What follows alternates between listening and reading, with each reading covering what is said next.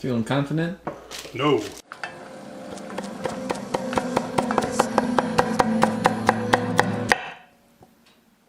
Hi, I'm Phil. Welcome to Pretty Good Cooking. Pretty good. We're making Japanese food. This is a dessert and or breakfast food, but I think a lot of foods fit into either category if you're a child. Today we're making fruit sandwiches. I don't actually know the name. What's the name, John? Fruit sandwiches. A lot of Japanese food has relatively simple ingredients, but then a lot of time and effort is put into artfully arranging those ingredients and preparing them in something that looks really, really nice, as well as tastes nice. I'm not particularly good at making things look nice or taste nice for that matter, so I'm making this because John wants me to make it. The food itself actually sounds pretty nice. Like, I am looking forward to eating it, more so than perhaps, you know, another recipe that we're gonna film tonight. All right, so it starts with fruit. The fruits today are strawberries, oranges, and kiwi, although you could use other fruits if you so desired. And so as part of your prep, what you need to do is cut some of the fruit. So for the strawberries, we will remove the stem. Iggy, shut up! And then we will chop the strawberry in half, and we will core it. So when you core a strawberry, you remove some of that inside bit, and you're left with something that looks like that. I don't know how many we will need. You know, the broad recipe that we're following said to use 12 strawberries, which I think makes 2 sandwiches, but then when I looked at the pictures and stuff, I don't think they used 12 strawberries, so. And since I'm going through the effort of making this fine international cuisine, I'm gonna make several of them. Why go through all the prep work for like a sandwich? All right, next up is kiwi. I don't really know much about kiwi. I do like kiwi. I don't think that the kiwi that I was able to find at the store was particularly ripe. It's always a good sign. But you can peel a kiwi however you prefer. Typically you chop off both ends, but I think this is a fairly underripe kiwi. So that'll just be a crunchy part of the sando, but it'll look nice in the picture. And that's what matters, right? Because none of our viewers are going to eat this. I mean, they might make it, and they might use a not unripe kiwi, and it might be better, but they don't have to know. Right? Right, John? Yeah.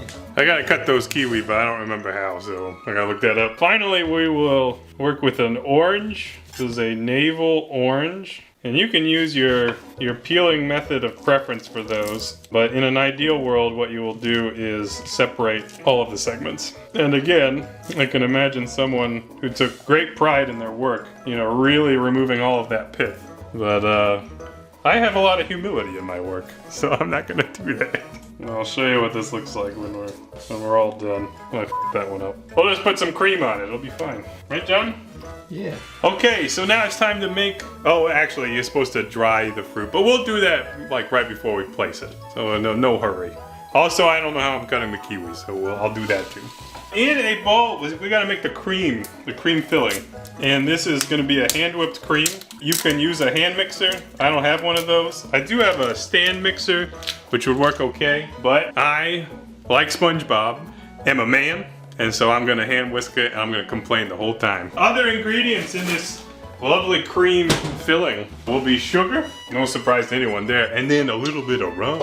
That's right, there's a little booze in this sandwich, which makes it even more appropriate for breakfast. I want a lot of this cream, so I'm gonna put 2 cups of cream in this bowl, which actually doesn't really look like all that much before you whip it, but the purpose of whipping is to get air into the cream, which expands the cream, which makes it fluffy, and it's always gonna be bigger than that.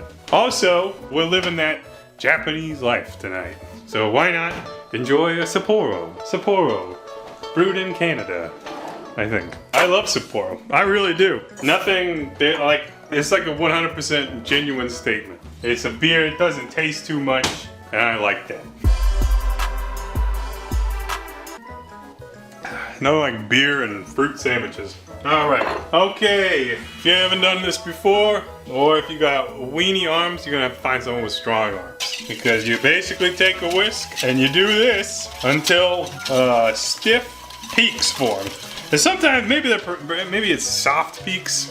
I think that's what the first state change is like. But what I find is you just gotta do this for like 5 minutes, sometimes 10 minutes. You ever plank viewer, if you're watching this show, you probably haven't done that in a while. But it's like where time freezes. And so too with whisking cream, that 5 to 10 minutes feels like 5 to 10 days. And in the beginning, you know, because you got a little muscle on you, right?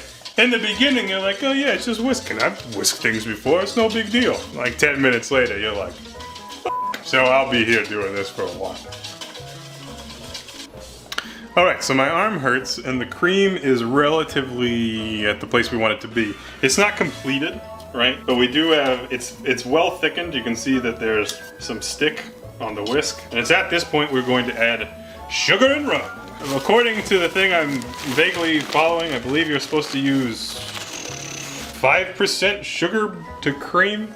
And in our case, that's 10 teaspoons of sugar, which of course you could convert into, you know, an easier thing to measure. But in my case, I will just do 10 teaspoons, which I'm also talking while trying to count, and I hope I get it right. I think I've done 8, pretty sure. And we will add in a couple teaspoons of rum. This is Diplomatico rum from Venezuela, which is delicious. You do not need to use fancy rum for this.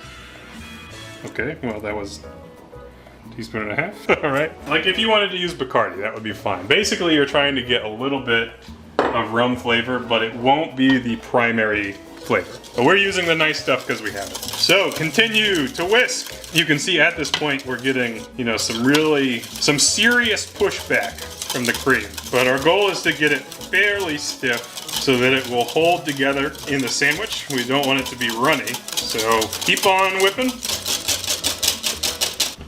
All right, so our cream's in a good spot, and here's how I tell. And I'm not an expert, so feel free to disagree. But what I do is I take the whisk and then I lift it through the cream. And it's okay if there's a little bit of drip, because when we actually go to use it, I'm probably gonna do one of these, you know, just to get it back to where it was. But essentially when you have something that's like mostly solid, should be pretty good. And you can see, if you look in the bowl, when they talk about really stiff peaks, this is what they're talking about. These ridge lines that kind of form in the cream. So that's good to go. You should taste it. That tastes good. That tastes really good. The rum does come through, but it's like really subtle. So again, maybe just use the cheap stuff. John thinks that stiff peaks and creams are when you take a whisk and you do that, and it forms a peak that holds. Which could be also the case. I really don't know. And to be honest, I don't care to know. All right, so we have our ingredients. Okay, literally the recipe describes the peaks as John just described them, so he's right. Spreadable, but not runny. All right. Okay, I think at this point, you literally just make a sandwich. And if you are blessed enough to have a food service type amount of plastic wrap, such as I have here, I'm gonna recommend making the sandwiches on the plastic wrap. You're gonna wrap them anyways. Why not just do it in the wrap? Otherwise, you can make the sandwiches and then transfer them to the wrap, but the wrap is important as it helps to mold the sandwich. So, we will be using Japanese white bread. John, what's this called? Japanese white bread. That's right. It's really big, fluffy white bread. And this came from a local Japanese bakery. Hopefully it's good. All right, on your Sammy, get you a spatula. So go ahead and re-whip your cream into the texture of your preference, and then on one piece of the bread, spread out the cream. However much cream you want to put on is up to you. It seems to me like they put a lot of cream in these things. But remember that you're basically creating a base for which the fruit will sit upon, and we're going to put yet more cream after that. We'll start with just a strawberry one. These are going to be cut on a diagonal, so you can place the strawberry halves on a diagonal like so. Let's just make a full strawberry sando. A winning combination. Now that you have your fruit, use a spatula or a spoon to fill in the gaps. I mean, really just throw it on in there. And from what I can tell, kind of seems like cream's in a pretty good spot. It's not really running, but we do want it to be able to spread out on the Sammy. And the reason that we're stacking it up all on one side is that if you tried to, smash the two pieces together, that'd be a big mess. We all want to avoid big messes. Okay, I have completely covered this sandwich in cream. So place your second piece of bread, and you can certainly push it down. And by the way, we're probably gonna cut the crusts off. I mean, that's a pretty standard thing to do. So if you want to scrape cream from the sides, like so, you can certainly do that, because we're gonna chop that part off anyways. The process of wrapping this in the plastic wrap will also do virtually the same thing. So you can see here, we have the plastic wrap forward. We got the cutty thing. We're wrapping it relatively tight. And then I personally like to take the sides like so, lifting up the sandwich. And basically, the way that I wrap things in this type of plastic wrap is to do it like that. What you should not do, which is what I just did, is rotate the sandwich. Because you need to remember where the line of your fruit is. Fortunately, I didn't make mine that neat and tidy, and as a result, I was able to just look where the fruit was. If you want to make it idiot-proof, and I don't actually know if this marker will work. Oh, perfect. Draw a line on the plastic wrap. That is where we will cut it. So that is the first of our fruit Sammies. They will go in the fridge to set. We will chop it. We'll chop the crust. We'll chop the crust first. And then they'll be good to go. It's pretty simple. Sometimes these are pressed. Kind of don't know what the point of that is other than to condense the product. I don't really know. I feel like I'm making a Twinkie, a Twinkie with fruit. We will make one more together. I want to show you what to do with some of the other fruits. And now that I've made one, I feel like I have some idea of what I'm doing. Do it a little bit faster. Okay, is this kiwi ripe? No. But can we make it look nice when we cut the sando? That's my question. Yeah, I mean, we could just do slices. I think that'll be good. It'll look cool. It ain't supposed to be that crunchy. I'm going to put one piece in so we can say that we did it. And let's do some oranges. Artfully arranging our fruit because we are so fancy. That's right. This is Fine Cooking with John. And there we have yet another fruit sando. Why is this funny, John? All right, here's number 2. Again, we want to wrap pretty much as tightly as possible using your preferred wrapping method. We're just gonna keep making sandwiches until I run out of materials. I think I have enough to make 4 good ones and 1 shitty one. I'm just gonna keep making these until I run out of stuff. Here are our sandos, looking all f***y. We're gonna put them in the fridge for about an hour, at least. You also could let them set overnight. It's probably the way to go. We're working on PGC time. We ain't got time for this. All right, we'll be back when they're ready. We rigged up this pressing system of cans on the pan, and it's been about an hour, I think. Let's see if we destroyed them by putting cans on them. Good news, we did not. Okay, let's cut and serve. I'm kind of curious, like which one's which. All right, so we'll unwrap the Sammy, the fruits sando. I know which way to cut. Don't let me rotate this sandwich, John. Don't let me do it. I'm already thinking about it. I already am, I swear. Okay? And since you're making this for a child, go ahead and cut off the crusts however you see fit. I do think that the weight did something to the Sammy. In an ideal world, again, if you're going for ultimate aesthetics, wipe off your knife between every single cut. I'm not gonna do that, but you should. And also, maybe cut it more squarely than I am. Why is this so shitty? Whatever, I don't care. I really don't care. I don't give one single f***. Okay, now we have to find a way to cut this in half.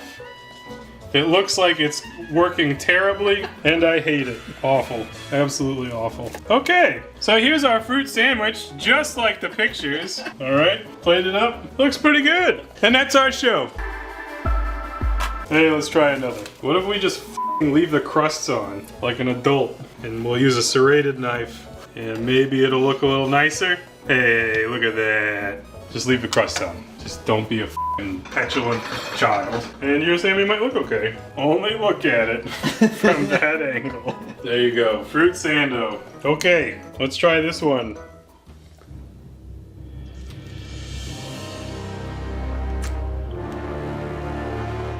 It doesn't taste like much at all. I didn't expect it to really be my thing, and it isn't. Maybe if I had more time to set, or if I whip the cream even more. I would prefer kind of a thicker cream, I think. It's not bad by any means, but I feel extremely similar to it, you know, as the yakisoba pan, where I would just want the fruit and the cream. Why did we put it on bread? There's no way to eat this politely either, you know, this is just, oh, it's tasty. The bread with the cream reminds me of like angel food cake or pound cake. No, angel food cake. I like it. And I'm not just saying that, like it tastes good. I will probably never make that again. If someone offered it to me, I'd say thank you. But yeah, I'm done for the night. So that's how we did it. Good night. Okay, bye.